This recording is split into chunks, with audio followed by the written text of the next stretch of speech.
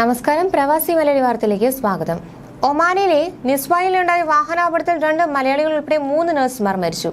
Road മുറിച്ചു കടക്കാൻ കാത്തു നിൽക്കുന്നതിനിടെ നിയന്ത്രണം വിട്ടുവന്ന വാഹനം 5 പേരടങ്ങുന്ന സംഘത്തെ ഇടിക്കുകയായിരുന്നു. തൃശൂർ സ്വദേശി മധുര രാജേഷ്, കൊല്ലം സ്വദേശിനി ഷജീറ ഇലിയാസ് എന്നിവരാണ് മരിച്ചത്. ഈജിപ്ഷ്യൻ സ്വദേശിനിയായാണ് മരിച്ച മൂന്നാമത്തെയാൾ.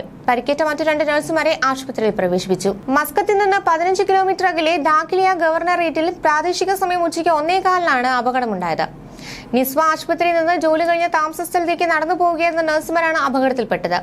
റോഡിന്റെ ഒരു ഭാഗം മുറിച്ചു കടന്ന് മറുഭാഗത്തേക്ക് കടക്കാൻ കാത്തു നിൽക്കുകയായിരുന്ന ഇവരുടെ മേൽ പരസ്പരം കൂട്ടിയിടിച്ച 2 വാഹനങ്ങൾ ഇടിച്ചു കയറുകയായിരുന്നു. ഉടൻ തന്നെ സമീപത്തുള്ള ആശുപത്രിയിൽ എത്തിച്ചെങ്കിലും മരണപ്പെട്ട മാജിദ രതീഷ് കൊല്ലം കൊട്ടിയം സ്വദേശിയാണ്. ഇവരുടെ ഭർത്താവും മക്കളും അടുത്ത ദിവസം ഒമാനിലേക്ക് വരാനിരിക്കുകയായിരുന്നു ഈ അപകടം.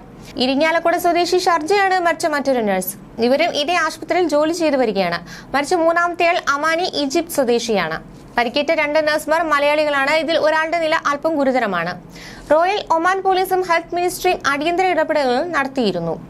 അതിനിടെ വധശിക്ഷയ്ക്ക് വിധിക്കപ്പെട്ട് യമനിലെ ജയിലിൽ കഴിയുന്ന നിമിഷപ്രിയയുടെ മോചനവുമായി ബന്ധപ്പെട്ട കാര്യങ്ങളിൽ ശനിയാഴ്ചയ്ക്ക് ശേഷം മാത്രമേ പുരോഗതി ഉണ്ടാകൂ എന്ന് മോചനത്തിനായി ശ്രമിക്കുന്ന തമിഴ്നാട് സ്വദേശി സാമുൽ ജെറോം അറിയിച്ചു. വ്യാഴവും വെള്ളിയും യമനിൽ വാരാന്ത്യ അവധിയാണ്. ബുധനാഴ്ച യമനി തലസ്ഥാനമായ സനയിലെ ജയിലിൽ അമ്മ പ്രേമകുമാരിക്കൊപ്പം സാമുലും നിമിഷയെ സന്ദർശിച്ചിരുന്നു. യമൻ പൗരൻ തലാൽ അബ്ദു മഹദി കൊല്ലപ്പെട്ട കേസിലാണ് നിമിഷപ്രിയ വധശിക്ഷയ്ക്ക് വിധിക്കപ്പെട്ടത്. ജയിൽ മോചിതയാകണമെങ്കിൽ യമനിലെ ഗോത്ര ആചാരപ്രകാരം ഗോത്രവും കുടുംബവും മാപ്പ് നൽകണം. തലാലിന്റെ ഗോത്ര നേതാക്കളുമായി ചർച്ചകൾ തുടരുകയാണ്. ഇവരുടെ അംഗീകാരം ലഭിച്ച ശേഷം തലാലിന്റെ കുടുംബത്തോട് മാപ്പ് അപേക്ഷിക്കും. പ്രേമകുമാരിയും കുടുംബത്തെ നേരിൽ കാണും. അതിനുള്ള ശ്രമവും സ്വാധീനിക്കുന്നവരുടെ ഇടപെടലുകളും തുടരുകയാണ്. നേരിട്ട് തലാലിന്റെ കുടുംബവുമായി ബന്ധപ്പെടുക എളുപ്പമല്ലെന്നും ചിലപ്പോൾ അത് ദൗത്യത്തെ ദോഷകരമായി ബാധിക്കാൻ സാധ്യതയുണ്ടെന്നും സാമുൽ പറഞ്ഞു. നിമിഷപ്രിയെ കഴിഞ്ഞ ദിവസം പ്രേമകുമാരി ജയിലിൽ സന്ദർശിച്ചിരുന്നു. യമൻ പൗരൻ തലാൽ അബ്ദു മഹദി 2017 കൊല്ലപ്പെട്ട കേസിലാണ് പാലക്കാട് കൊല്ലങ്കോട് സ്വദേശിനി നഴ്സുമായ നിമിഷപ്രിയെ വിചാരണ കോടതി വധശിക്ഷയ്ക്ക് വിധിച്ചത്.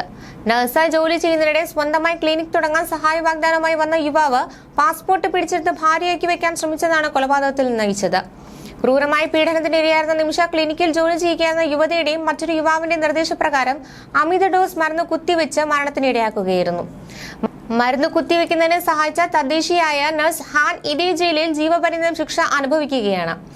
തലാൽ അബ്ദു മഹദിയുടെ കുടുംബത്തിന് ബ്ലഡ് മണി നൽകിയുള്ള ജയിൽ മോചനത്തിനാണ് ഇപ്പോൾ ശ്രമിക്കുന്നത്.